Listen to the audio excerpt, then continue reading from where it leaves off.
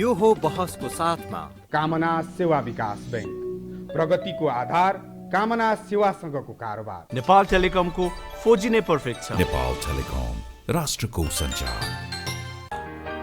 Garima Bikas bank, access to all. Vinayak Siddha college, committed for quality education.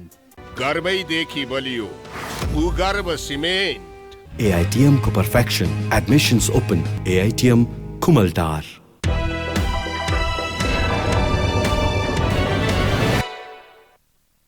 नमस्कार, यो बहसमा म यहाँहरूलाई हार्दिक स्वागत गर्दछु। जीवराम भण्डारी। आज यहाँहरू सामने उपस्थित हुनुहुन्छ देव गुरुङ। उहाँ नेपाल कम्युनिस्ट पार्टी नेकपा दाहाल नेपाल पक्ष भने मैले त्यसको स्थायी समिति सदस्य हुनुहुन्छ। पूर्व मन्त्री, एउटा अनुभवी व्यक्ति पनि हुनुहुन्छ। उहाँसँग आज म समसामयिक आम जिज्ञासाहरूलाई सम्बोधन गराउने प्रयत्न गर्नेछु। विविध विषय छन्। ताजा राजनीतिक अवस्था छ, यसपछिको नेपालको राजनीतिले कुन बाटो तय गर्ला, यी यावत विषय छन्। उहाँ एउटा पार्टीको जिम्मेवार र वरिष्ठ नेता पनि भएको हुनाले म समग्र विषय उठान गर्ने प्रयत्न गर्नेछु। सर्वप्रथम म उहाँलाई स्वागत गर्छु। स्वागत छ यहाँलाई। धन्यवाद। अब म कहाँबाट सुरु गर्छु भने पछिल्लो प्रतिनिधि सभाको विघटनसँगै नेपालको आन्तरिक राजनीतिक अवस्था अलि उथल पुथल, कतातर्फ डोरिएला भने जस्तो त्यस्तो मानिसहरूको त्यो जिज्ञासा छ। तपाईँ पार्टीको एउटा जिम्मेवार व्यक्ति पनि भएको नाताले तपाईँ एउटा पक्षमा लागेको हुनाले यस्तो हुनुपर्छ भन्ने त्यो दाबी त रहने नै भयो, स्वाभाविक पनि हो राजनीतिमा। तर यो राजनीति जुन ठाउँमा तपाईँहरू उभिएर राजनीति गरिरहनु भएको छ, जनआकाङ्क्षा, त्यो जनचाहना, त्यो आवश्यकतालाई सम्बोधन गर्ने सवालमा चुकेको अबका दिन हाम्रा लागि बडा प्रतिकूल छ भन्ने तपाईँहरूलाई त्यस्तो भावना जागृत भएको छ कि छैन, अर्थात् त्यो ढङ्गले सोच्नु भएको छ कि छैन? कृपया यो अलिकति आम चासो र जिज्ञासाको पनि विषय भएको हुनाले यो विषयलाई मैले उठान गर्न चाहेँ। त्यसपछि म अरू विषय क्रमशः उठान गर्छु नै। मुलुकमा विद्यमान रूपमा समस्याहरू नभएका होइनन्। मुलुकको समग्र राजनीतिक प्रणालीको कोणबाट हेर्नु पर्दाखेरि एक प्रकारले सामन्तवाद चाहिँ विस्थापित भएर एक प्रकारको एउटा पुँजीवादी प्रणाली स्थापित भएको अवस्था हो। पुँजीवादी प्रणाली पनि कस्तो खालको त भन्दाखेरि एकाधिकार दलाल नोकरशाही प्रकारको पुँजीवादी प्रणाली स्थापना भएको अवस्था हो। आवश्यकता हो राष्ट्रिय आत्मनिर्भर औद्योगिक पुँजीको विकास गर्नुपर्ने, औद्योगिक विकास गर्नुपर्ने आवश्यकता हो। अर्थतन्त्रको मोडेल आत्मनिर्भर अर्थतन्त्र निर्माण गर्नुपर्ने आवश्यकता हो।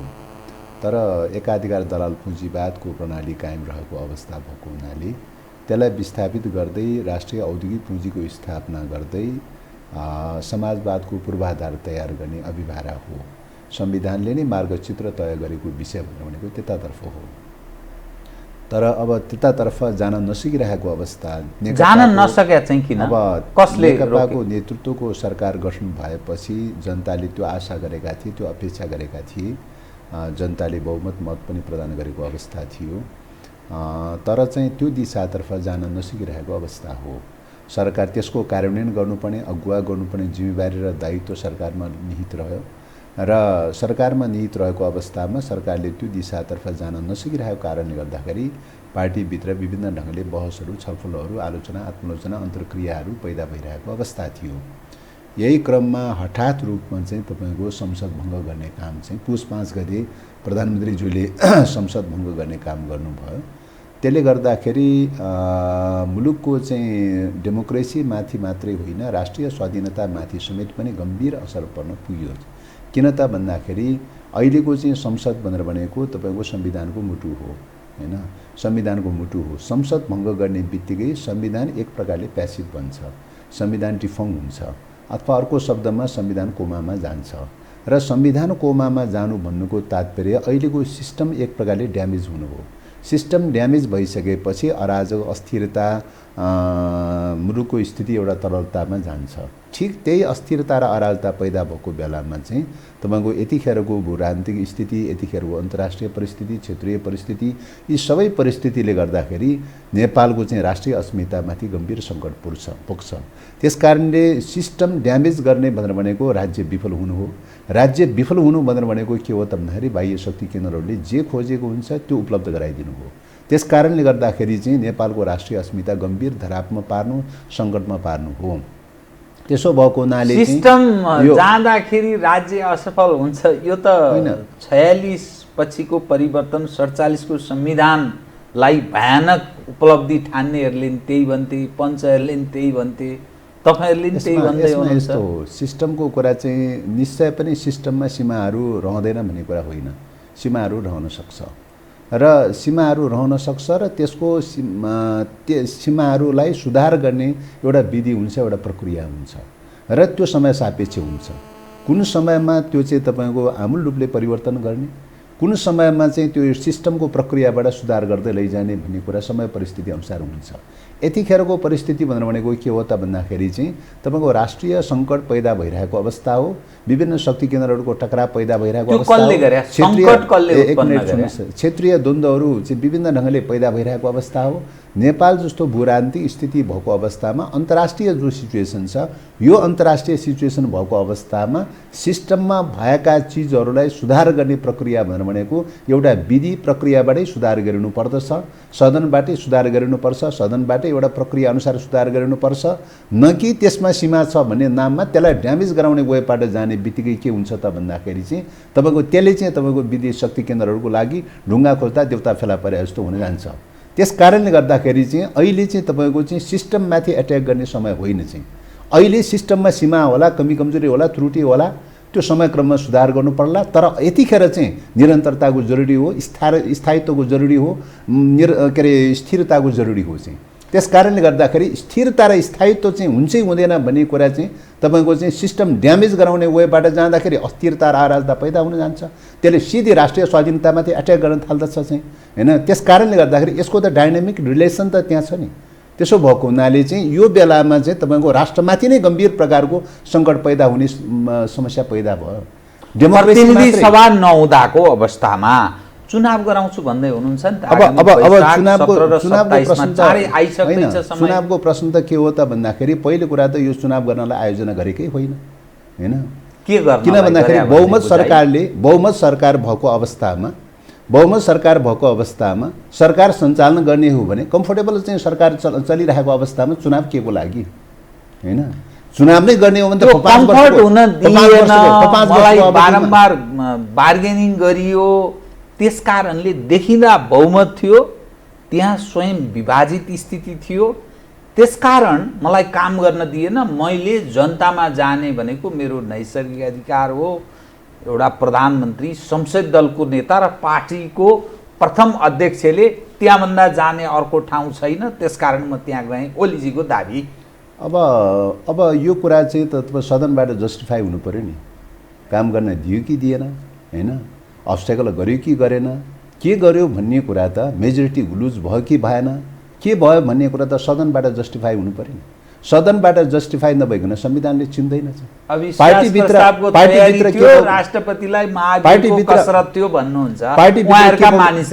के थियो र के थिएन भन्ने कुरा त तपाईँको जीवित पार्टीमा बहस हुन्छ, छलफल हुन्छ, अन्तर्क्रिया हुन्छ, बहस हुन्छ।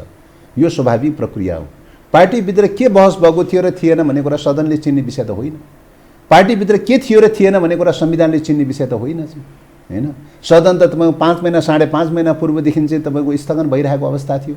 बैठक नै थिएन, केही पनि थिएन, अधिवेशनै चालु नरहेको अवस्था हो। अधिवेशनै चालु नरहेको अवस्थामा सदन दोषी हुन सक्छ, सदनमाथि एट्याक गर्ने। पार्टीभित्र होला रे विवाद चाहिँ, पार्टीभित्र विवाद पर्यो भने राज्यको सदनमाथि एट्याक गर्ने, राज्यको संविधानमाथि एट्याक गर्ने हैन। त्यो कतैबाट पनि जस्टिफाई हुँदैन चाहिँ। पहिलो कुरा त्यो। दोस्रो कुरा चाहिँ तपाईँ महाभियोगको कुराको बारेमा जो कुरा उठाउनु भयो, महाभियोग थियो थिएन भन्ने कुरा भन्दा पनि चाहिँ कुरा के हो त भन्दाखेरि संविधानले मार्गचित्र प्रष्ट गरेको छ हैन। कसलाई अविश्वास प्रस्ताव राख्नुपर्छ र पर्दैन हैन, कसलाई चाहिँ तपाईँको महाभियोग लगाउने र नलगाउने भन्ने कुरा त संवैधानिक व्यवस्थाको कुरा हो नि। संवैधानिक व्यवस्थाको बारेमा चाहिँ त त्यो प्रक्रिया अनुसार फेस गर्ने कुरा हो नि। प्रजातन्त्रमा फेस गर्नुपर्छ। संविधानको कुराको बारेमा चाहिँ तपाईँको चाहिँ क्वेसन उठाउने ठाउँ त हुँदैन त चाहिँ होला। त्यो महाभियोगको व्यवस्थाको बारेमा तपाईँको चाहिँ अविश्वासको प्रस्तावको बारेमा संविधानप्रति चित्त नबुझ्न सक्छ। चित्त बुझेन छ भने तपाईँ सदनमा फेस गरेर सदनमा गएर चाहिँ तपाईँको त्यो संशोधन गरौँ भनेर भन्नु पऱ्यो चाहिँ, त्यो परिमार्जन गरौँ भनेर भन्नु पऱ्यो चाहिँ। उहाँलाई यो संसदै चाहिएन रे, ल एकछिनलाई मान्नुहोस्, संसदै चाहिएको छैन भने पनि चाहिँ उहाँले गएर त सदनमा राख्नु पऱ्यो नि, संविधान अनुसार त सदनमा राख्नु पऱ्यो नि। यो कारणले गर्दाखेरि सदन चाहिँ अहिले हुँदैन। अहिले निर्वाचन गरौँ, 5 वर्षको निर्वाचन भएन, घटाएर चाहिँ तपाईँको 2 वर्षमा गर्ने हो कि 3 वर्षमा गर्ने हो चाहिँ यो गरौँ भनेर भन्नु पर्थ्यो नि। उहाँ त सरकारमा हुनुहुन्थ्यो, सरकारले त विधेयक ल्याउनु पाउने अवसर त थियो त चाहिँ, प्रक्रिया त त्यो हो नि। मैले ओलीजीको एडभोकेसी गरेको होइन कि ओलीजीको ठाउँबाट हेर्दा एज अ भोलि बदनाम हुँदा ओलीको थाप्लोमा जाने काम केही गर्न सकिएको छैन। यस्तो अवस्थामा एकपछि अर्को बाधा व्यवधान अवरोधहरू उत्पन्न भइरह्यो। पार्टीले डिक्टेट गर्छ गलत ढङ्गले, यो गर त्यो गर भन्छ, तर म प्रधानमन्त्री, संविधानले देशले चिन्ने भनेको प्रधानमन्त्रीलाई, त्यसकारण मेरो प्राथमिकता पार्टीभन्दा राष्ट्रका लागि पर्यो, त्यसकारण मैले यो बाध्यात्मक कदम चालेँ भन्ने कतै न कतै ओलीजीको त्यो भावना व्यक्त हुन्छ। अब यो एंगलबाट काम गर्न दिएन भन्ने कुराको बारेमा जो कुरा गर्नुभयो हैन, अब यो पनि जस्टिफाई हुँदैन। उहाँको भनाइले नै त्यो स्वयं कन्ट्रोभर्सियल छ भन्ने देखिन्छ। किन त भन्दाखेरि एकातर्फ उहाँले काम गर्न दिएन भनेर भन्नुहुन्छ, अर्कोतर्फ मैले यति काम गरेँ उति काम गरेँ, यो सरकारले यस्तो गरिरहेछ उस्तो गरिरहेछ भनेर चाहिँ उहाँ एउटा फेरिस्ती सुनाउनुहुन्छ हैन। एकातर्फ फेरिस्ती सुनाउने चाहिँ कामको विवरणको बारेमा फेरिस्ती सुनाउने, अर्कोतर्फ काम गर्न दिएन भन्ने कुरा यो विरोधाभास, आफै विरोधाभास होइन हैन। यसमा त कुनै सत्यताको चाहिँ अंश पनि छैन भन्ने कुरा त घटनाक्रमले पुष्टि गर्छ। अर्को एंगलबाट यहाँसँग विषय उठान गर्छु। भलै यो सर्वोच्च अदालतमा विचाराधीन विषय छ र सायद मानिसहरू यसो बुझेकीहरू त्यही अन्तरकुन्तरमा बुझ्दा यही साता सर्वोच्च अदालत प्रतिनिधि सभा पुनर्स्थापना वा प्रधानमन्त्रीको कदमलाई सदर यसबारेमा फैसला गर्ने छ यही साता भनेर भन्छन्। त्यो विचाराधीन विषय छँदैछ। तथापि तपाईले राजनीतिक स्थिरताको कुरा गर्नुभयो नि, तपाईको दाबी अनुसार मानिलिनुहोस् प्रतिनिधि सभा पुनर्स्थापना भयो, त्यसले अब राजनीतिक स्थिरता दिन्छ, बाँकी अवधि पुरा गर्छ 2 वर्ष, त्यो केही ग्यारेन्टी छ हैन। राजनीतिक स्थिरता र स्थायित्वको कुरा सापेक्षतामा हेर्ने कुरा हो। सापेक्षतामा के हो त भन्दाखेरि मुलुकको सिस्टमलाई रेगुलर कोर्समा लयो भने हैन, मुलुकको सिस्टमलाई रेगुलर कोर्समा लयो भने त्यसले सापेक्ष रूपले स्थिरता पैदा गर्छ, स्थायित्व पैदा गर्छ हैन। अस्थिरता र अराजकता भनेको नै इरेगुलर रूपबाट अथवा चाहिँ सिस्टमलाई भताभुङ पारेर गयो भने नै अस्थिरता र अराजकता पैदा हुने हो। त्यसकारणले गर्दाखेरि सिस्टमलाई रेगुलर रूपले जाने क्रममा, संविधान रेगुलर रूपले जाने क्रममा यतिखेर संविधान कोमामा पुगेको चाहिँ छ हैन। संविधान क्रियाशील भएर गयो, सदन क्रियाशील भएर गयो भने नर्मल कोर्समा जान्छ। नर्मल कोर्समा जाने भनेको के हो त भन्दाखेरि स्थिरता र स्थायित्व पैदा गर्ने कुरा हो। त्यसो भएको हुनाले चाहिँ त्यसकारणले सापेक्षिक रूपले के हो त हो मतलब सदनमा सकेसम्म सबै दलहरूको बीचमा सर्वसहमति हुन सक्यो भने सापेक्षिक स्थिरता त्यहाँ पैदा हुने हो। सर्वसहमति हुन सकेन भने पनि कमसेकम के त भन्दाखेरि कुनै दलले मेजोरिटी होल्ड गरेर चाहिँ गयो भने चाहिँ त्यसले पनि सापेक्ष रूपले स्थिरता पैदा गर्ने कुरा हो हैन। त्रिसङ्कुच हुँदाखेरिको अवस्थामा निश्चय पनि चाहिँ सापेक्षिक रूपले हेर्दाखेरि चाहिँ तपाईको केही अस्थिरताहरू पैदा हुन सक्छ। तर पनि चाहिँ तपाईको चाहिँ परिस्थिति के त भन्दाखेरि सिस्टम ड्यामेजको तुलनामा चाहिँ के हो त भन्दाखेरि सिस्टम ड्यामेज हुने तुलनामा चाहिँ त्यो धेरै न्यून पक्ष हो। चाहिँ तपाईको कोलिसनमा जाने भन्ने कुरा चाहिँ एउटा के अरे नियमित प्रक्रिया हो, न्यून पक्ष हो चाहिँ भन्ने लाग्छ सिस्टमको ड्यामेजको तुलनामा चाहिँ। त्यसले सिस्टम ड्यामेज जाने अन्ततोगत भोलि संयुक्त सरकारमै हो। अब यदि पुनर्स्थापित भयो भने कसकोमा बन्छ कसरी बन्छ पत्तो छैन, तर एक्लो सरकार अब बन्न सक्दैन। अब यस्तो हो चाहिँ तपाईको चाहिँ पहिलेदेखि नै कुरा उठिरहेको बहस उठिरहेको विषय के हो त भन्दाखेरि चाहिँ तपाईको अल्पमत र बहुमत सत्ता पक्ष र विपक्षको चाहिँ मोडेलबाट जाँदाखेरि तपाईको के हुने गरिरहेको छ त भन्दाखेरि कथम कसैले मेजोरिटी प्राप्त हुन सकेन भने कोलिसनमा जाने गरिरहेको अवस्था छ हैन गठबन्धनमा जाने गरिरहेको अवस्था छ कि मोडेलै चेन्ज गर्ने दक्षिण अफ्रिकाको जस्तो कि मोडेलै चेन्ज गर्नु त्यस कारणले गर्दा सुरुदेखि नै बहस चलिरहेको विषय के हो त भन्दाखेरि पार्लिमेन्टमा जे जति दलहरू उपस्थित हुन्छन् सबैको सन्दर्भमा चाहिँ समानुपातिक सहभागिताको आधारमा चाहिँ तपाईँको सर्वपक्षीय सर्वदलीय सरकारको चाहिँ मोडेलबाट जानुपर्छ भन्ने कुरा पनि विगत कालबाट पटक चाहिँ तपाईँको चाहिँ 47 सालको संविधानको अभ्यासको चाहिँ घटनाक्रमले शिक्षा दिएको विषय के हो त भन्दाखेरि चाहिँ तपाईँको चाहिँ सर्वपक्षीय सहमतिको मोडेलबाट जानुपर्छ। यो सिरियस ढङ्गले तपाईले भनिरहनु भएको कि यसै बोलिरहनु भएको यो संविधान सभाको बेलामा चाहिँ यो विषय प्रशस्त मात्रामा उठेको हो तर लास्टमा के अरे अब पार्लिमेन्ट्री डेमोक्रेसीको चाहिँ एउटा नर्म चाहिँ के छ भन्दाखेरि सत्ता पक्ष र विपक्ष हुनुपर्छ भन्ने प्रकारको कतिपय साथीहरूको मान्यताले गर्दाखेरि अन्ततगत सहमति खोज्ने क्रममा कहाँ गयो त भन्दाखेरि सत्ता पक्ष र विपक्ष बहुमतले सरकार चलाउने अल्पमत चाहिँ विपक्षमा बस्ने भन्ने मोडेलबाट गयो हैन। त्यो मोडेल संविधानले तय गरेको भए तापनि हामी प्र्याक्टिसमा विगत कालकै संसदमा पनि प्र्याक्टिसमा हामी के गर्न खोज्यौँ त भन्दाखेरि चाहिँ अब सरकार गठनको सन्दर्भमा संविधानले नै अल्पमत र बहुमतको मान्यता खडा गरिदिएको हुनाले चाहिँ सरकार गठनको सन्दर्भमा त सायद त्यो सम्भव रहेन हैन। तर विधेयकहरू कतिपय निर्णयहरू सदनबाट लिइने निर्णयहरूको सन्दर्भमा अपवादको रूपमा बजेट सम्बन्धी सरकार गठन सम्बन्धी सरकारको नीति कार्यक्रम बाहेकका अरू अधिकांश विषयहरू चाहिँ एउटा मात्रै अपवादको रूपमा चिकित्सा शिक्षा सम्बन्धी विधेयक छ त्यो बाहेक अरू सबै विधेयकहरू चाहिँ सर्वसहमतिबाट अभ्यास गरिरहेका चाहिँ छौँ हैन। त्यस कारणले गर्दाखेरि तपाईको सरकार गठनको सन्दर्भमा पनि सर्वसहमति अभ्यास किन गर्न सक्दैन? विधेयकको बारेमा हामी सर्वसहमतिको छलफलको विषय बनेको छ तपाईहरु भित्र किनभने तपाई किन पार्टीको वरिष्ठ नेता भएको अब यो अहिले प्रश्न के छ भन्दाखेरि सिस्टममाथि नै अट्याक भइरहेको हुनाले सिस्टमलाई कसरी रक्षा गर्ने अहिलेको बहस त्यहाँ छ चाहिँ हैन। अहिलेको बहस त्यहाँ छ। सदन रेगुलर कोर्समा जाँदाको अवस्थामा के हुन्छ त भन्दाखेरि यो क्वेसन उठ्न सक्छ। आपसी सहमतिको मोडेलबाट चाहिँ जानुपर्छ कसैलाई पनि एक्सक्लुड गर्ने मोडेलबाट जानु हुँदैन। सबैको सहमतिको मोडेलबाट गयो भने नै सापेक्ष रूपले स्थिरता र स्थायित्व पैदा गराउने मोडेल त्यो हो चाहिँ। मैले तपाईलाई यो विषय किन अलि विशेष ढङ्गले उठान गर्न खोजेको भने जब दक्षिण अफ्रिकामा परिवर्तन भयो त्यहाँ नेल्सन मण्डेलाले एफडब्ल्यू डी क्लार्क त्यो जसमाथि उनीहरूले शासन गरे उनलाई नै उपराष्ट्रपति बनाएर हिँडेको र त्यो एउटा खाले मोडेल जसको कारण मानिसहरू नेल्सन मण्डेलाको बारम्बार नाम लिइरहन्छन् त्यो कहीँ न कहीँ तपाईले भनेको विषयसँग त्यस्तो त्योसँगै समीप राख्दछ कि विषय। तर तपाईको पार्टीमा फेरि अर्को छलफलको विषय छ नि त प्रत्यक्ष राष्ट्रपति अथवा कार्यकारी राष्ट्रपति जनताबाट सिधै निर्वाचित राष्ट्रपति त्यो विषय पनि कुरा उठिरहेको छ। यो अलि विरोधाभास जस्तो देखिन्छ। त्यो विषय पनि के हो त भन्दाखेरि त्यो संविधान संशोधनको विषय हो हैन। सहमतीय मोडेलको अभ्यास हुन नसकेको अवस्थामा के आकर्षित गर्छ त भन्दाखेरि चाहिँ सापेक्ष स्थिरता र स्थायित्वको निम्ति कार्यकारी प्रमुख चाहिँ तपाईको प्रत्यक्ष निर्वाचन गर्नुपर्छ या राष्ट्रपति बनाउने हो कि प्रधानमन्त्री बनाउने हो कला बनाउने हो कार्यकारी प्रमुख हैन। त्यसलाई प्रत्यक्ष निर्वाचन गरेर 5 वर्षसम्म स्थिरता र स्थायित्व दिने मोडेल खोज्नुपर्छ भन्ने कुरा पनि पहिले संविधान सभामा कुरा उठेको थियो। त्यो विषय पनि बहस भएको थियो। अन्ततगत के भयो त भन्दाखेरि चाहिँ तपाईको चाहिँ त्यो बेलाको मेन एउटा लजिक के थियो त भन्दाखेरि चाहिँ पार्लिमेन्ट पटक प्रधानमन्त्रीले पार्लिमेन्ट डिजल्भ गर्न पाउने खालको अथोरिटी जो राखिएको थियो त्यो बेलामा धारा 35 के अरे 53 को चाहिँ उपदफा 4 मा त्यो व्यवस्था राखिएको थियो।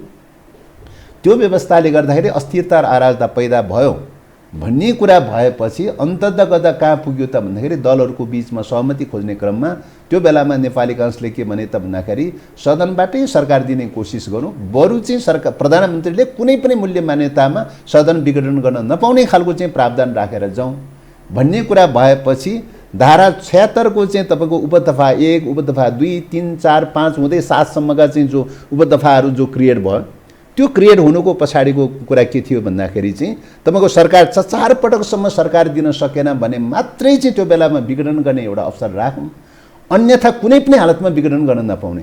मेजोरिटीले विघटन गर्न पाएन, कोलिसन गभर्नमेन्टले विघटन गर्न पाएन, लार्जेस्ट पार्टीको चाहिँ गभर्नमेन्ट बन्यो त्यसले पनि विघटन गर्न पाएन। कुन बेला मात्रै विघटन गर्न पाए त भन्दाखेरि कसैको सरकार बन्न सकेन।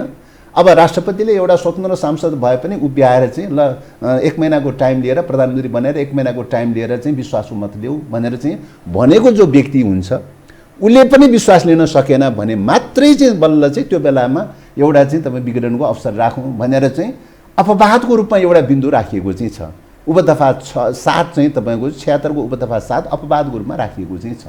त्यस कारणले गर्दाखेरि चाहिँ यो परिकल्पना चाहिँ के हो त भन्दाखेरि कुनै पनि हालतमा संसद विघटन हुँदैन र त्यसले सापेक्ष रूपले स्थिरता र स्थायित्व कायम राख्छ भन्ने कुरामा एक हदसम्म चाहिँ नेताहरू कन्भिन्स भएपछि चाहिँ अनि त्यो पोइन्टमा चाहिँ तपाईँको सहमतिमा पुगेको अवस्था हो। यो मोडेल चाहिँ कहीँ न कहीँ असफल भयो भन्ने लाग्न थाल्यो तपाईँलाई, जुन मोडेल हामी अपनाइरहेका छौँ। यो मोडेल अब यो तपाईँको यो चाहिँ तपाईँको सत्ता पक्ष र विपक्ष भन्ने हैन, एउटा विपक्षमा रहने एउटा सत्ता पक्षमा रहने खालको जो मोडेल हो हैन, यो मोडेल चाहिँ तपाईँको चाहिँ नेपाल जस्तो सानो मुलुक, भूपरिवेष्टित मुलुकको सन्दर्भमा, एउटा सानो मुलुकको सन्दर्भमा, आर्थिक रूपले विकास हुन नसकेको अवस्थामा, समृद्धिको विकास हुन नसकेको अवस्थामा, एउटा पिछडिएको मुलुकको सन्दर्भमा के जरुरी छ त भन्दाखेरि यस्तो प्रकारको सत्ता पक्ष र विपक्ष राख्ने खालको मोडेलले चाहिँ कति लाभ भयो भएन भन्ने कुरा समीक्षाको विषय पक्कै पनि छ हैन। त्यसो भएको हुनाले हामीले त्यही बेलादेखि क्वेसन उठाएको के हो त भन्दाखेरि चाहिँ यहाँ त चाहिँ तपाईँको चाहिँ सहमतीय मोडलमा जाउँ, जसले जति दल आउँछ समानुपातिक ढङ्गले निर्वाचन गरिदिउँ, जति दल आउँछ सदनमा चाहिँ सबैको सन्दर्भमा सरकारबाट कोही पनि बाहिर रहन पाइँदैन, चाहिँ सबैको बिचमा मिलिजुली मोडलबाट लैजानु पर्छ भन्ने एउटा मोडल त्यो हो चाहिँ हैन। कि त त्यो मोडलमा जान तयारी हुनुपर्छ, कि त भने चाहिँ तपाईँको त्यो मोडलमा जान तयारी भएन भनेदेखि त विकल्प के हो त भने प्रत्यक्ष कार्यकारी प्रमुख चयन गर्ने हैन, प्रधानमन्त्री वा राष्ट्रपति जो भए पनि एउटा प्रत्यक्ष रूपले चयन गरिदिने, 5 वर्षको लागि चाहिँ सापेक्ष रूपले स्थिरता र स्थायित्वको रूपमा जान्छ चाहिँ एउटा यो मोडल जाउँ। त्यो सापेक्ष रूपले स्थिरता यसले गर्छ चाहिँ त्यो चाहिँ त्यसो भएको हुनाले यो मोडलबाट जाउँ भनेर चाहिँ भनेकै हो चाहिँ। तर अब चाहिँ त्यो मोडलमा जान सकेन, त्यो बेलामा चाहिँ अब त्यो मोडलमा जान सकेन भनेर अहिले सिस्टम भङ्ग गराउने, विघटन गराउने र विस्थापित गर्ने वेबाट जानु हुँदैन चाहिँ। समय सापेक्षिक रूपमा चाहिँ दलहरूको बिचमा कुनै बेलामा सहमति भयो भने हामीले निर्वाचन प्रणालीमा पनि सुधार गर्नुपर्ने आवश्यकता छ, शासकीय स्वरूपको प्रणालीमा पनि सुधार गर्दै लानुपर्ने आवश्यकता छ। त्यहाँदेखि यो सिस्टम त सदा सर्वदाको लागि भन्ने त हुँदैन त। सिस्टममा कयौँ त्रुटि हुन्छन्, कयौँ ल्याप्स हुन्छ, कमी कमजोरीहरू हुन्छन्, तपाईँ समय सापेक्ष रूपले त अपग्रेड त गरिराख्नु पर्ने हुन्छ। त्यो नर्मल कोर्सबाट तपाईँ अपग्रेड गर्यो भने चाहिँ बाह्य शक्ति केन्द्रहरूले त्यति खेल्ने मौका पाउँदैन, अस्थिरता र अराजकता त्यति क्रिएट हुँदैन र खेल्ने मौका पाउँदैन चाहिँ। तपाईँ बेठिक ढङ्गले चाहिँ तपाईँको चाहिँ विध्वंसात्मक ढङ्गले तपाईँ जान खोज्नुभयो भने त्यसलाई चाहिँ तपाईँको चाहिँ गैर सिस्टम प्रक्रियाबाट चाहिँ विध्वंस गैर संवैधानिक ढङ्गले जान खोज्नुभयो भने तपाईँको मैले अघि नै भने कि शक्ति केन्द्रहरूले चाहिँ ढुङ्गा खोज्दाखेरि देउता फेला परे जस्तो हुन्छ र उचाल्ने र पसार्ने र थेचार्ने खेल्न पाउँछ। त्यसले नेपाल जस्तो एउटा चाहिँ सानो मुलुकहरूको राष्ट्रिय अस्मिता नै गम्भीर धरापमा पर्छ, सङ्कटमा पर्छ। अफगानिस्तान जस्तो द्वन्द्वग्रस्त क्षेत्र पनि बन्न सक्छ, सिक्किम या भुटान जस्तो स्थिति पनि बन्न सक्छ। त्यसो भएको हुनाले चाहिँ यो सिस्टमसँग चाहिँ सिस्टमलाई कसरी रन गर्ने चाहिँ भन्ने क्वेसनसँग चाहिँ के जोडिएको छ त भन्दाखेरि राज्य सफल हुने कि असफल हुने, त्योसँग चाहिँ तपाईँको राष्ट्रिय अस्मिता रक्षा हुने कि नहुने भन्ने प्रश्नसँग जोडिएको चाहिँ छ। तपाईँसँग म तर यदि र कथम भन्ने 3टा विषयलाई जोडेर विषय उठान गरेँ है। प्रतिनिधि सभा पुनर्स्थापना मानिलिनुहोस्, कथम भनेको मैले सर्वोच्च अदालतले गरिदिएन भने तपाईँ यो 76-7 अनुसारको सरकारको कल्पनामा हुनुहुन्छ तपाईँहरू, अर्थात् सर्वपक्षीय अलि स्वतन्त्र ढङ्गको व्यक्तित्वहरूको या सर्वदलीय स्वतन्त्र नभए पनि सर्वदलीय खालको सरकार बन्यो भने चाहिँ जान सक्ने स्थिति हो। भलै तपाईँहरू अहिले पुनर्स्थापनाकै पक्षमा हुनुहुन्छ, तर त्यसमा प्रवेश गर्ने स्थिति आयो भने त्यो मुद्दा बन्छ कि बन्दैन, या चुनावको सवाल उप के गर्नुहुन्छ भन्ने यो जीवित प्रश्न हो कि मानिसले तपाईँहरू यो जनताले तपाईँहरूलाई श्रद्धा सम्मान गरेर यो जिम्मेवारी दिएको छ र तपाईँहरू यो समाजको महत्त्वपूर्ण व्यक्ति पनि हो।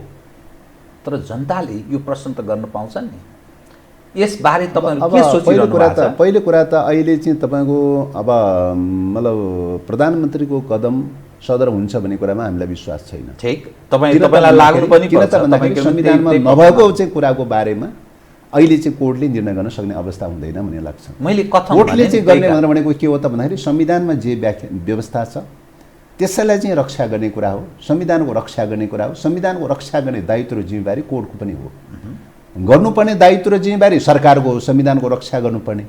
तर अब सरकार नै संविधानको भक्षक बनेर निस्कियो चाहिँ, त्यसो भएको हुनाले चाहिँ अब चाहिँ कोर्टले चाहिँ मलाई लाग्छ संविधानको रक्षा गर्छ। अब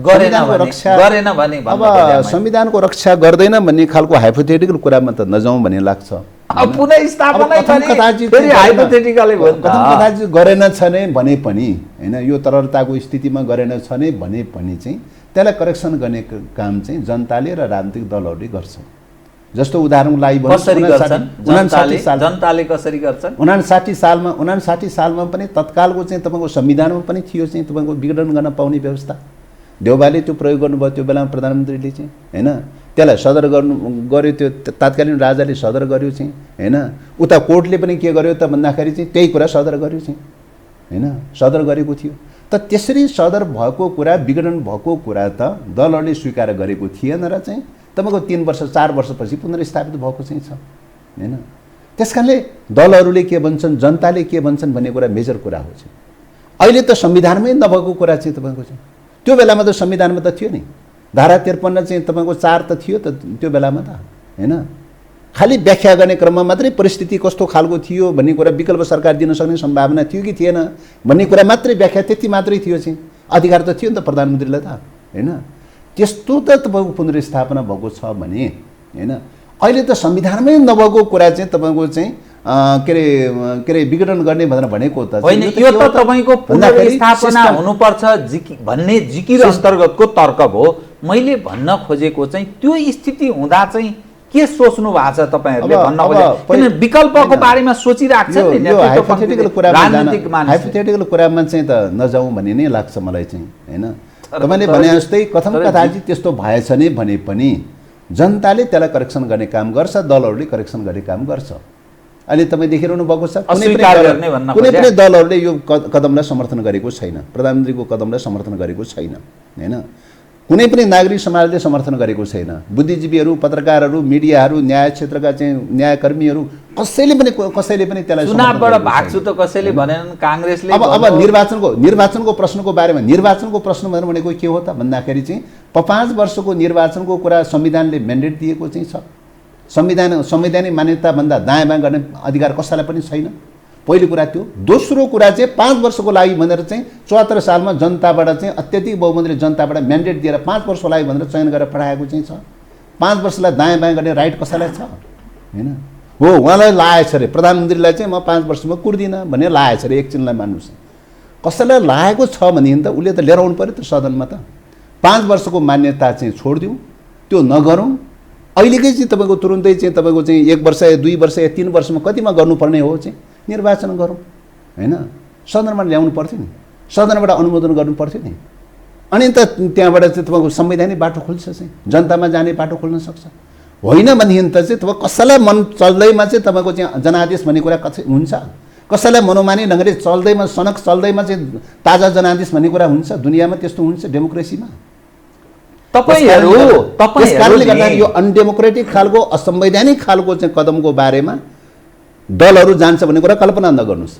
तपाईहरूले जो जनयुद्ध प्रारम्भ गर्नुभयो, जुन कल्पना तपाईहरूले गर्नुभएको थियो, सर्वहाराको अधिनायकत्व, काहीँ न काहीँ देशलाई अर्को सिस्टममा प्रवेश गराउने, यो जुन बिग्रेको भत्केको जुन अवस्था छ, यो त सिस्टम र भलै यो संविधान त तपाईहरूकै महत्त्वपूर्ण योगदान छ, तर यो सिस्टम नै कोल्याप्स जो हुँदैछ नि, देखिएको तस्बिर त त्यो देखा पर्छ नि।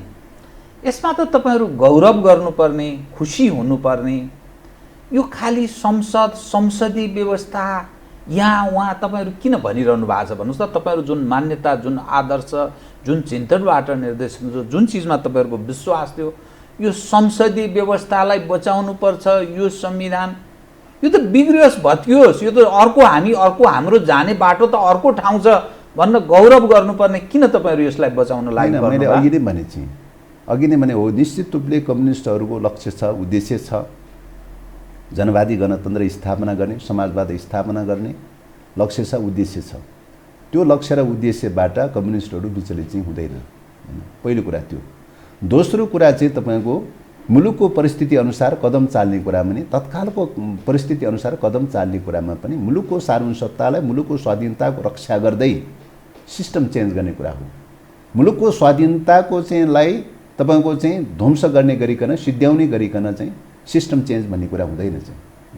सिस्टम चेन्जको प्रक्रिया चाहिँ छ, त्यसको नियम छ, त्यसको प्रक्रिया छ। त्यो प्रक्रिया भनेको स्वाधीनताको रक्षाको सापेक्षतामा सिस्टम चेन्ज गर्ने कुरा हो। स्वाधीनतालाई ड्यामेज गराउने वेबाट सिस्टम चेन्ज हुन सक्दैन, किनभने स्वाधीनताको पाटो त मेजर कुरा हो नि। त्यसकारण स्वाधीनताको रक्षा हुने कजमा चाहिँ तपाईँको सिस्टम चेन्ज गर्दै लैजाने कुरा हो। चेन्ज गर्ने प्रक्रियाको बारेमा मैले अघि भने तपाईँको विध्वंसात्मक ढङ्गले जान थाल्नु भयो भने अहिलेको अन्तर्राष्ट्रिय परिस्थिति, तपाईँको विश्व परिस्थिति, यो सबै चाहिँ क्षेत्रीय परिस्थिति, सबै कुराले चाहिँ तपाईँको के हुन्छ त मुलुकको राष्ट्रिय अस्मिता नै समाप्त हुन सक्छ। 52 मा चाहिँ त्यस्तो लागेन तपाईहरुलाई। एक मिनेट सुन्नुस्, एउटा त्यो हुन सक्छ। त्यस कारणले गर्दाखेरि चाहिँ के त भन्दाखेरि चाहिँ त्यो प्रक्रिया परिवर्तनको प्रक्रिया पनि कोर्स हुन्छ। एउटा नियमित प्रक्रियाबाट नियमित कोर्सबाट जानुपर्छ। एउटा सिस्टमबाट नै त्यो कोर्सलाई चाहिँ तपाईँको सुधार गर्दै गर्दै परिमार्जन गर्दै गर्दै लैजानुपर्छ भन्ने कुरा हो हैन। त्यो बेला हो निश्चित रूपले 52 सालमा जनयुद्ध सुरु गर्यो।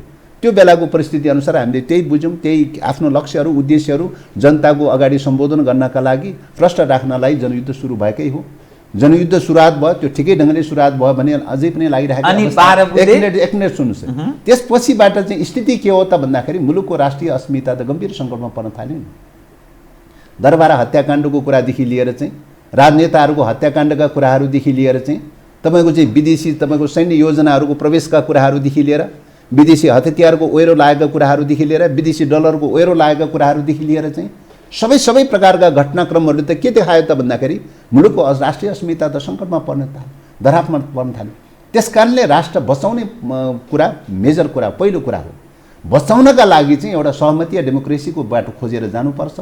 अनि भारतलाई बीचमा राखेर सहमतीय डेमोक्रेसीको मोडेल खोज्ने क्रममा चाहिँ निश्चय पनि भारतबुद्धि सहमति पनि भएको हो, वृहत शान्ति संस्था पनि भएको हो, नयाँ संविधान ड्राफ्ट गर्ने प्रक्रिया पनि सुरु भएको हो, संविधान सभाको पनि सुरु भएको हो।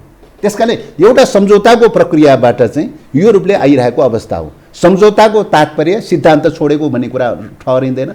सम्झौताको तात्पर्य चाहिँ आफ्नो लक्ष्य र उद्देश्यहरू छोडिन्छ भन्ने कुरा चाहिँ होइन हैन। तत्कालको परिस्थितिको हिसाबले गर्ने कुरा हो। दिल्लीमा चाहिँ गर्न उचित थियो कि थिएन चाहिँ भन्ने कुरा समीक्षाको पाटो हुन सक्ला हैन। कति चाहिँ कुन मतलब कति विदेशी शक्ति केन्द्रले खेलेन भन्ने कुरा समीक्षाको विषय हुन सक्छ। तर कोर्स चाहिँ के हो त भन्दाखेरि चाहिँ सहमतीय डेमोक्रेसीको मोडेलबाट जानुपर्छ। राजनीतिक शक्तिहरूको बिचमा, राजनीतिक दलहरूको बिचमा सहमतीय मोडेलबाट जानुपर्छ भन्ने उद्देश्यका साथ अगाडि बढेको कुरा हो। सहमति गर्दाखेरि सम्झौतामा कति ठिक भयो, कति बेठिक भयो, कति तल परे, कति माथि परे, कति प्राप्त भयो, कति गुमे, त्यो त हरेक सम्झौतामा गिभ एन्ड टेक हुँदाखेरि त स्वाभाविक रूपले हुन्छ। सम्झौता तपाईसँग अब यसपछि म अर्को जवाफ मागेँ है त। यो दर्शकले वास्तवमा यो यस सँगसँगै खोज्ने विषय हो। अब पछिल्लो समयमा तपाईँ आफै भोगिरहनु भएको छ, चिनियाहरू जुन ढङ्गले सक्रिय भएका छन्, विगतमा यो रूपमा सक्रिय हुने स्थिति बनेको थिएन। यो हाम्रै कमी कमजोरीको कारण सायद उनीहरू सशङ्कित भए। चिनिया राजदूतको दौडधुप भन्नुहोस् या नेपाल कम्युनिस्ट पार्टी नेकपाको एकता र फेरि विभाजनको तस्बिरसँग जोडिएका अन्तर्राष्ट्रिय तागत, भारतीय गुप्तचरका प्रमुख आए, त्यसपछि सैन्यका प्रमुख पनि आए। अनि अहिले कस्तो देखा पर्दैछ भने एमसीसी यतिकै लड्केर बसेको छ। एमसीसीका सवाल उपर पनि तपाईँहरू विभाजित हुनुहुन्छ। पार्टी अहिले विभाजनमा गएको तस्बिर छ। भोलिका दिनमा के हुन्छ देखा जाएगा, हेर्दै जाउँला। अनि फेरि नेपालका जब नेपालमा राजनीतिक सङ्कट उत्पन्न हुन्छ नि, भलै यसलाई अन्यथा कसैले नठानोस्, प्रधानमन्त्रीहरू पूर्व प्रधानमन्त्रीहरू धम्माधम बिरामी हुन थाल्छन्, दिल्ली दौडे गर्छन्। यो अहिले देखिन थालेको छ। यहाँ राजनीतिक सङ्कट भयो कि यहाँका नेताहरू बिरामी भइहाल्छन्, उपचार दिल्ली गर्न दौडिहाल्छन्। यो जुन दृश्य देखिएको छ, तपाईँले अघि सिक्किम, भुटान, अफगानिस्तानको पनि कुरा गर्नुभयो, त्यसकारण मुलुक सङ्कटमा छ पनि भन्नुभयो। अनि यो चाहिँ तपाईँले ल्याएको परिवर्तनसँगै यो जो बोकेर मानिसले हिँड्न बाध्य छन् नि, यो चाहिँ ठिक समय हो त? यो जुन क्राइसिसको सवाल उपर जुन स्थितिमा नेपाल प्रवेश गरेको छ, जुन परिवर्तन ल्याउनु भयो, त्यसकारण यो थेक्दैनन्, गरी खाँदैनन्, अयोग्यताको चरम रूप देखाए भन्ने जनतालाई नलाग्नुपर्ने कारण के छ बताउनुहोस् त। अब हामीले हेर्ने कुरा व्यक्तिहरूले, पात्रहरूले निश्चय पनि सीमाहरू रहँदैन भन्ने कुरा होइन, सीमाहरू रहन सक्छ। जतिसुकै सीमा रहे तापनि अहिलेको चाहिँ तपाईँको संविधानलाई फलो गरेर गयो भने राष्ट्र सापेक्षिक रूपले चाहिँ सुदृढ गर्न सकिने अथवा रक्षा गर्न सकिने ठाउँ रहन्छ। अब तपाईँको यसलाई ड्यामेज गराउने वेबाट गयो भने तपाईँको राष्ट्र चाहिँ समाप्त हुन्छ। त्यसको डाइनामिक्स त्यहाँनिर रहेको चाहिँ छ। अब तपाईँको जस्तो अब अहिले कोर्स कसरी गयो त भन्दाखेरि चाहिँ एक प्रकारले चाहिँ तपाईँको सैन्य कोर्समा जान खोज्यो नेपाल चाहिँ, हैन, सरकार सैन्य कोर्समा जान खोज्यो।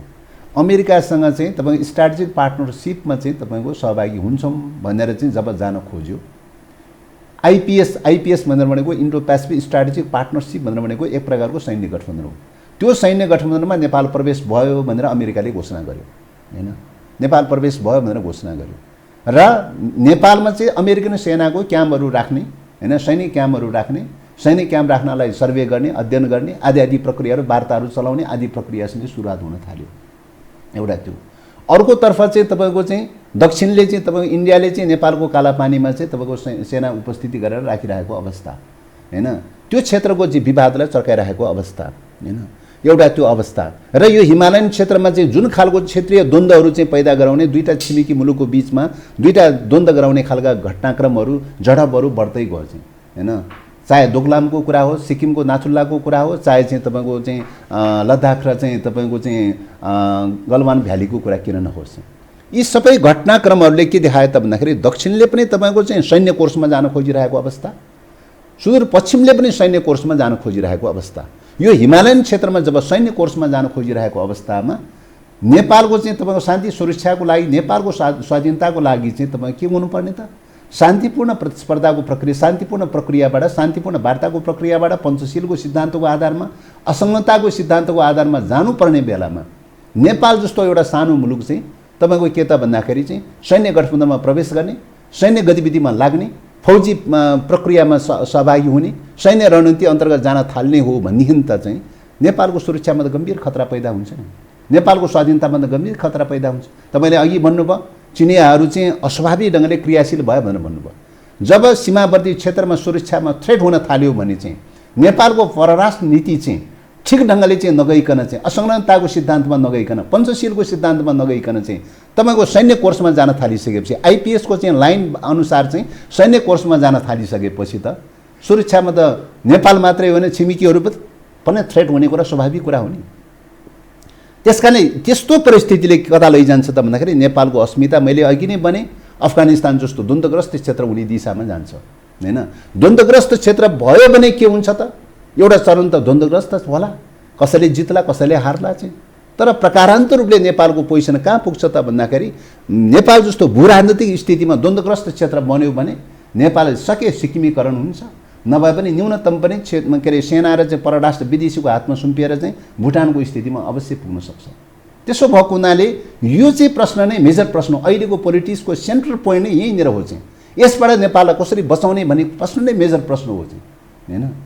त्यसो भएको हुनाले अरू सिस्टम करेक्सन गर्ने कुरा, सुधार गर्ने कुरा, परिमार्जन गर्ने कुरा त सेकेन्डरी कुरा हो। पहिलो कुरा त यो रक्षा गर्नुपर्ने जरुरी छ, हैन। यो रक्षा नगरिकन नेपालको स्वाधीनताको रक्षा हुँदैन। त यो अवस्था सिर्जना हुनुमा कम्युनिस्टहरूको वर्चस्व भएका कारण यो अवस्था सिर्जना भयो, अरू सिस्टम या अरू अवस्था भएको भए अरूको वर्चस्व भएको भए यस्तो हुँदैन थियो भन्ने जनधारणा बनेन। यही कारणले स्वाधीनताको रक्षाको कजमा चाहिँ के ठान्यो त भन्दाखेरि चाहे पार्टीको नेता होस्, चाहे के अरे सरकारको नेतृत्व किन नहोस्, हैन, क्वेसन उठाए नि। स्वाधीनतामाथि चाहिँ खतरा पैदा गराउने, स्वाधीनतामाथि खतरा पैदा गराउने किन चाहिँ अमेरिकन सेनासँग संयुक्त गठबन्धनमा, सैन्य गठबन्धनमा गयो? किन अमेरिकन सेनालाई नेपालमा भित्राएर चाहिँ तपाईँको चाहिँ सैन्य अभ्यास गराइयो, हैन? किन चाहिँ तपाईँको चाहिँ सबै संसारभरि सबै मुलुकका नागरिकलाई बराबरी चाहिँ अधिकार दिनुपर्नेमा चाहिँ तपाईँको चाहिँ के अरे अमेरिकन नागरिकलाई पर्यटकहरूलाई मात्रै चाहिँ दुई के अरे 5 वर्षको भिसा किन दिइयो, मल्टी एन्ट्री भिसा किन दिइयो, हैन? अमेरिकन भोलिन्टियरलाई मात्रै थप चाहिँ बढी चाहिँ सुविधायुक्त भिसा किन दिइयो, हैन? त त्यसकारणले यस्ता क्वेसनहरू त सबै बराबर अरू भएको भए सबै बराबर गर्नुपर्ने चाहिँ कम्युनिस्ट नेताको नेतृत्वमा यो सरकार बनेको भए यो ढङ्गको हुँदैन थियो, ओलीजीका कारण हैन। अब तपाईको अरूसँग यतिखेर तुलना नगरौँ चाहिँ। खालि के त भन्दाखेरि जुन सरकारले चाहिँ तपाईँको चाहिँ बेठी खालका कामहरू गरेको चाहिँ छ, राष्ट्रिय स्वाधीनता विपरीत खालका कामहरू गरेको छ, त्यही क्वेसन उठाउने कुरा हो नि। अमेरिकाले भन्यो भन्ने कुराको आधारमा के गर्यो त? उत्तर कोरियाहरूलाई नेपालबाट सबै निष्कासन गरिदियो चाहिँ। उत्तर कोरियाली नागरिकहरू आखिरमा संसारभरिका नागरिकहरू चाहिँ आउटजाउट गर्ने स्वतन्त्रता त छ त नेपालमा चाहिँ हैन। तर बस यो अब एउटा चाहिँ युएनको आदेशमा गर्यो त्यो नेपालले, त्यो बाध्यात्मक अवस्थामा अब त्यसो भने चाहिँ तपाईँको चाहिँ अरूले पनि गर्नु पर्यो त।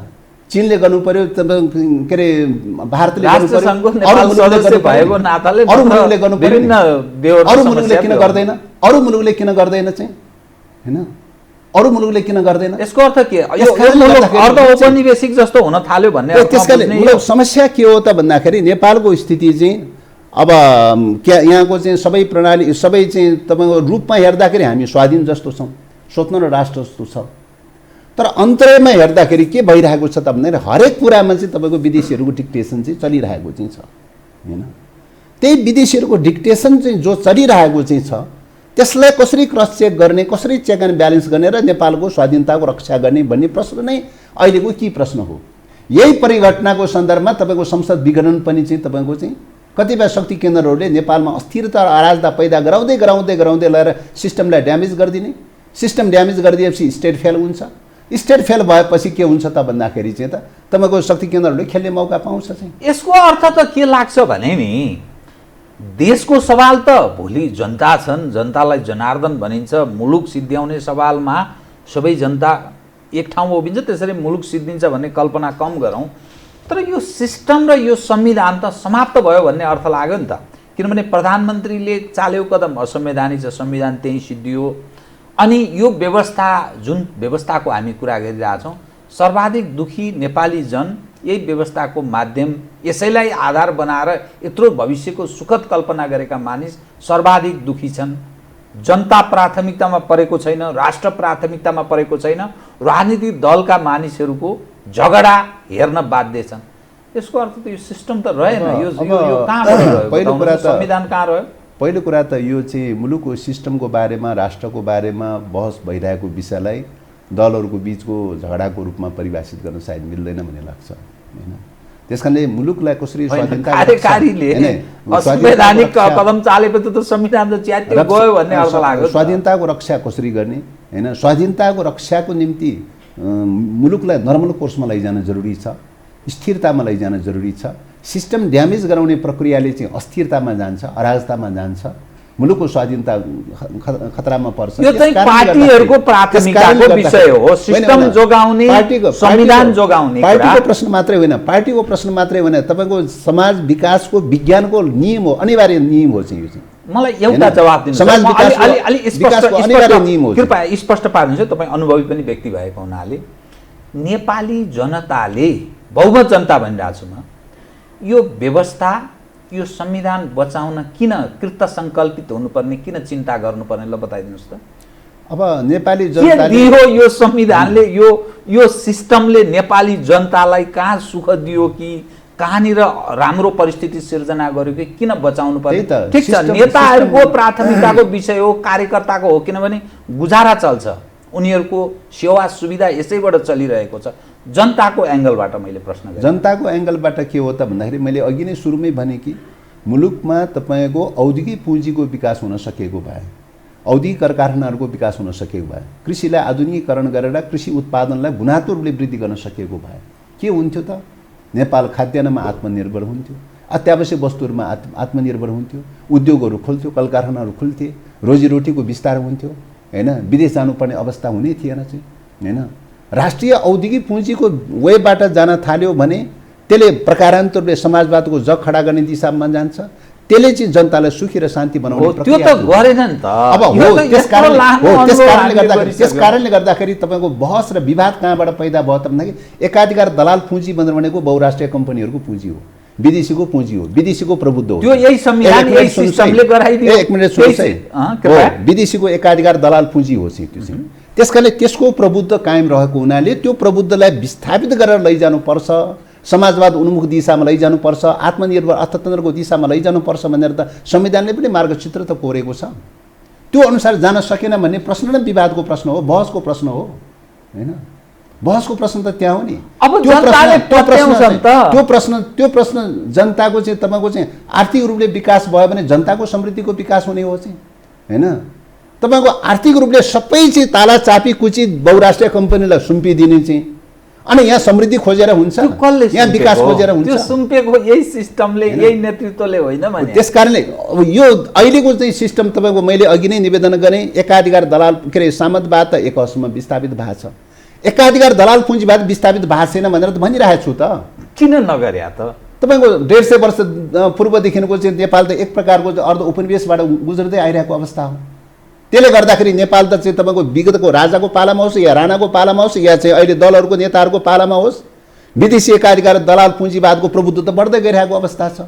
त्यसले गर्दाखेरि अर्थतन्त्रको नसामा जसको हातमा पुग्छ, राजनीतिक चापी ताला चापी कुची पनि उसैको हातमा पुग्छ। समस्या त्यो हो। शक्तिशाली अब जनताले हामीलाई बनाए, हामी चाहिँ सर्वाधिकार सम्पन्न, अधिकार सम्पन्न सरकार, कसैको आदेश चल्दैन, यो संविधान पनि हामीले बनाएको भनेको होइन भने त्यो ढङ्गले संविधान त बनाएको होइन। छ, संविधान बनाएको छ निश्चित रूपले चाहिँ स्वाधीन रूपमा मैले भनिहालेँ नि, स्वाधीन दिशातर्फ रूपमा स्वाधीन दिशामा छ, स्वाधीन जस्तो देखिन्छ, स्वतन्त्र जस्तो देखिन्छ रूपमा चाहिँ हैन।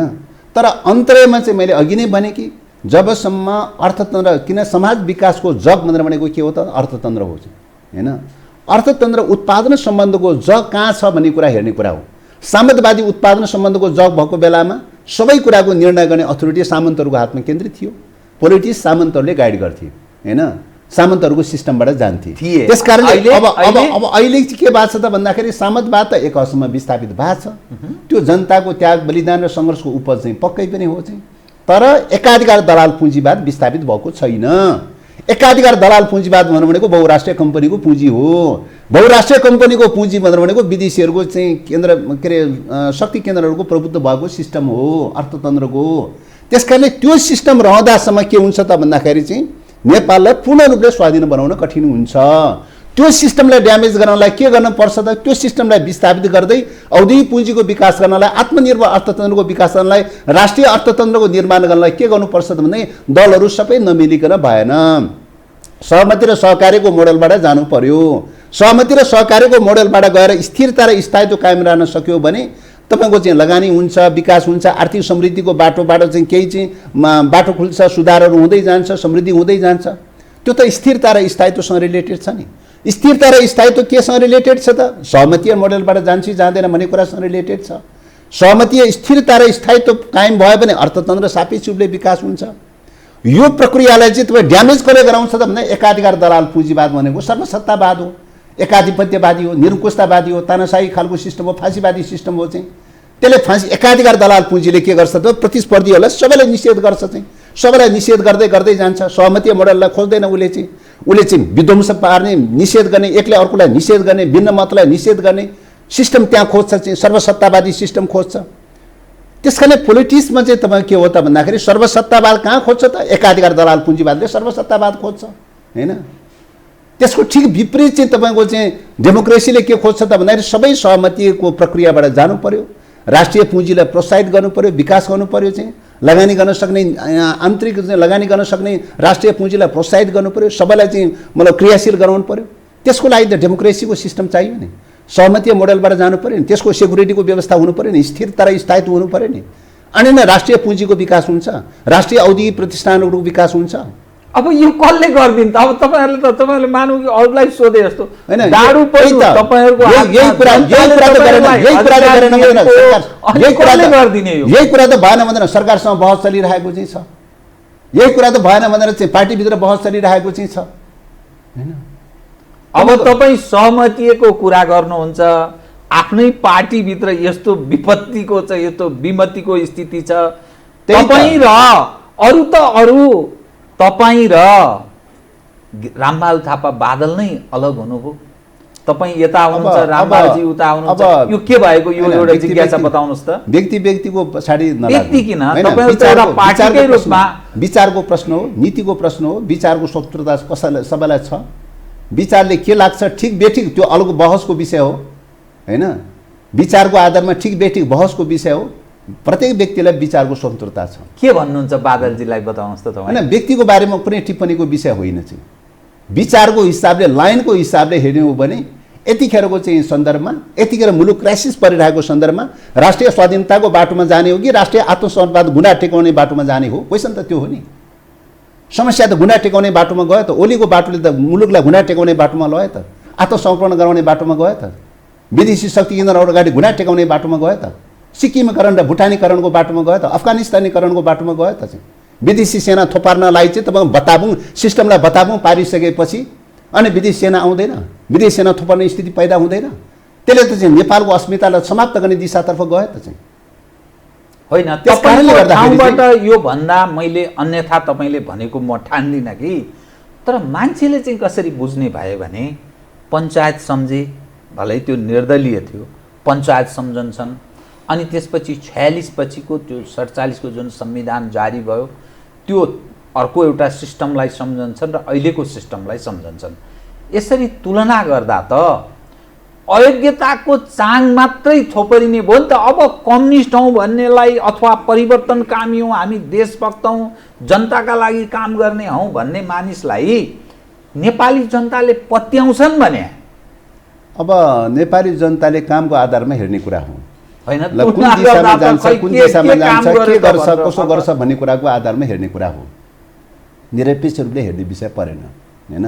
त्यसैले कामको आधारमा, गतिविधिको आधारमा कुन दिशामा जान्छ, राष्ट्रियताको मुद्दामा के हो, डेमोक्रेसीको मुद्दामा के हो, जनजीविकाको मुद्दामा के हो, भ्रष्टाचारको मुद्दामा के हो, कमिसन तन्त्रको मुद्दामा के हो, शान्ति प्रक्रियाको मुद्दामा के हो, यिनै मुद्दाको आधारमा हेर्ने कुरा हो हैन।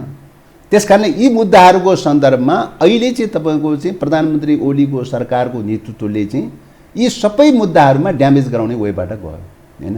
यी सबै मुद्दाहरूमा पक्षगामी दिशातर्फ गयो हैन, प्रतिगामी दिशातर्फ जानुभयो, निरङ्कुशताको दिशातर्फ जानुभयो। निरङ्कुशताको दिशातर्फ जाने प्रक्रिया त विगत कालमा पनि पटपट देखा परेकै हो। राणाहरूले एक प्रकारको निरङ्कुश तन्त्र लादेकै हो चाहिँ, तर राष्ट्रियता, टोटल राष्ट्रियता समाप्त भएको थिएन चाहिँ। तत्काल राजाले पनि निरङ्कुशता चाहिँ कदमहरू पटपट चालेकै हो। महेन्द्रले 17 सालमा निरङ्कुशताको कदम चालेकै हो, एक प्रकारको कु गरेकै हो। 59 सालमा नि तत्कालीन राजा ज्ञानेन्द्रले चाहिँ कु गरेकै हो। तर त्यो बेलाको कुले चाहिँ डेमोक्रेसी त एक हदसम्म के अरे सिद्धिए, तत्काल चाहिँ प्राप्त गरेको डेमोक्रेसी त एक हदसम्म सिद्धिए, तर राष्ट्रियता सिद्धिएको थिएन।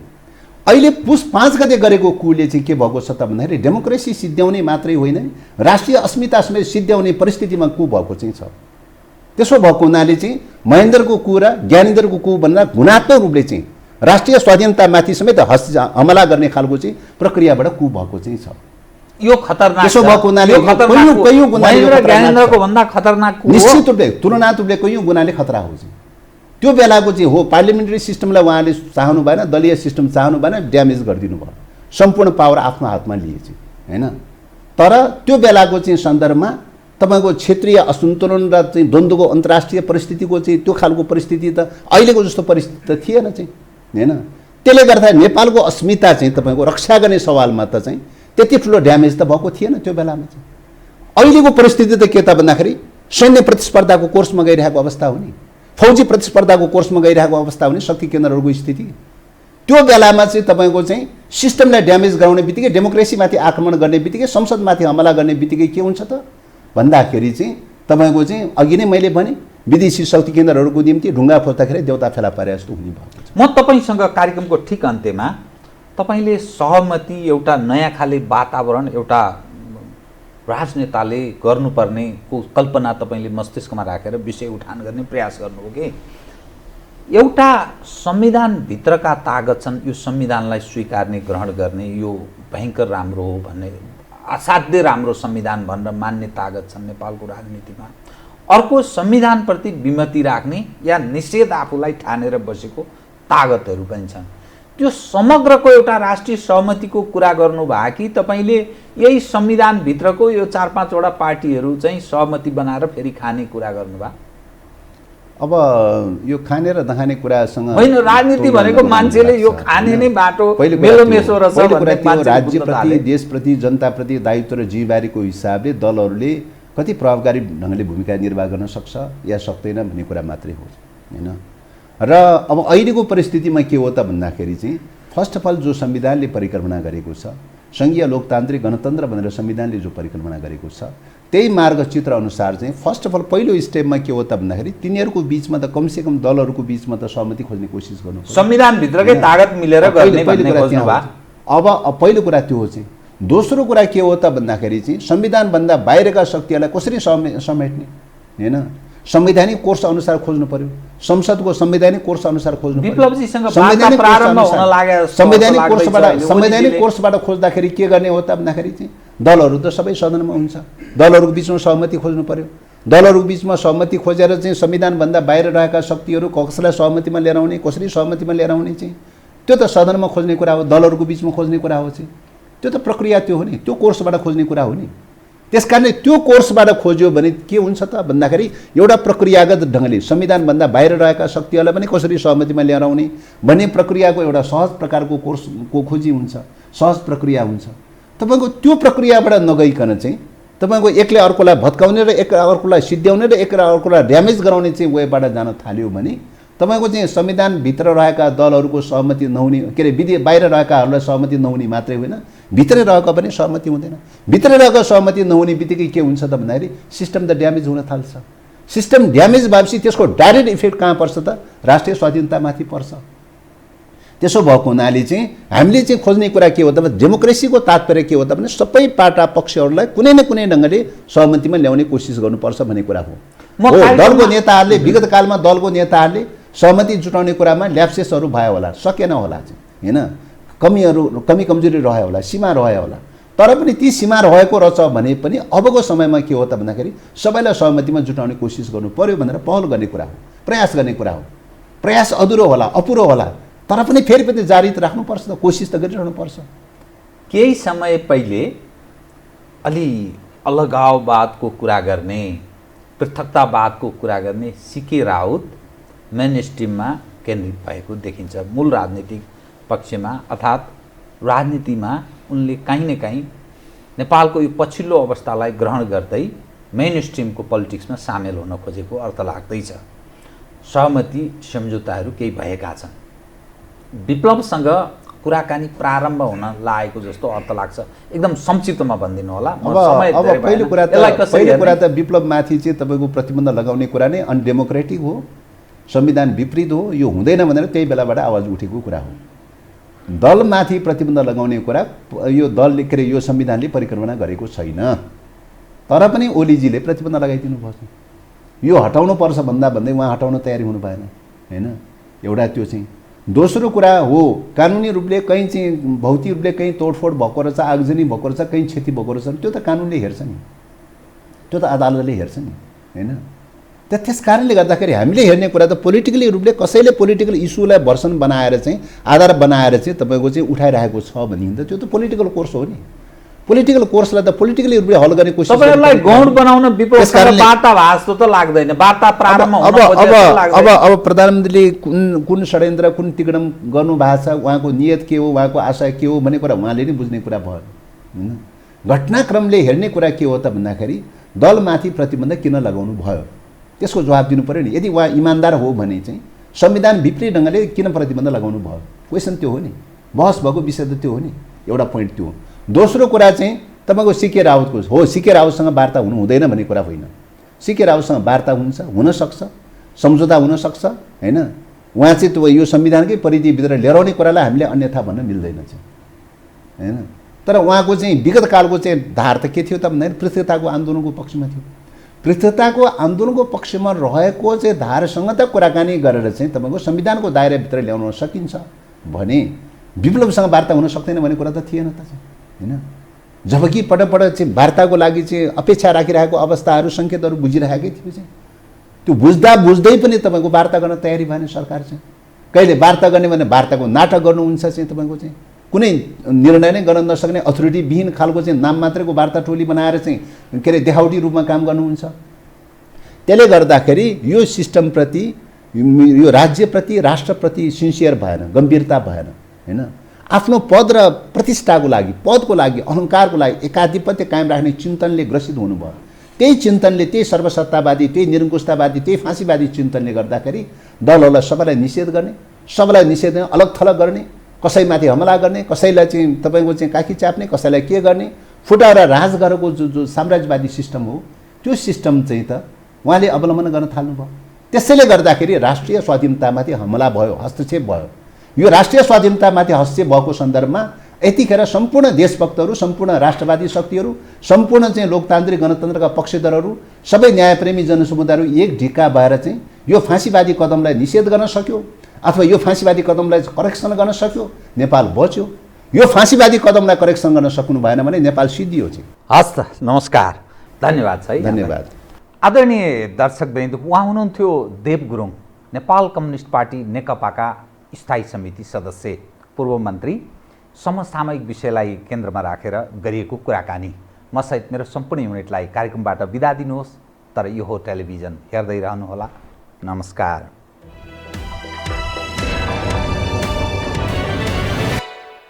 यो हो बहसको साथमा कामना सेवा विकास बैंक, प्रगतिको आधार कामना सेवासँगको कारोबार। नेपाल टेलिकमको 4G नै पर्फेक्ट छ। नेपाल टेलिकम, राष्ट्रको सञ्चार। Garima Bikas bank, access to all. Vinayak Siddha College, committed for quality education. गर्वैदेखि बलियो भूगर्भ सिमेन्ट। AITM को perfection, admissions open, AITM Kumaltar.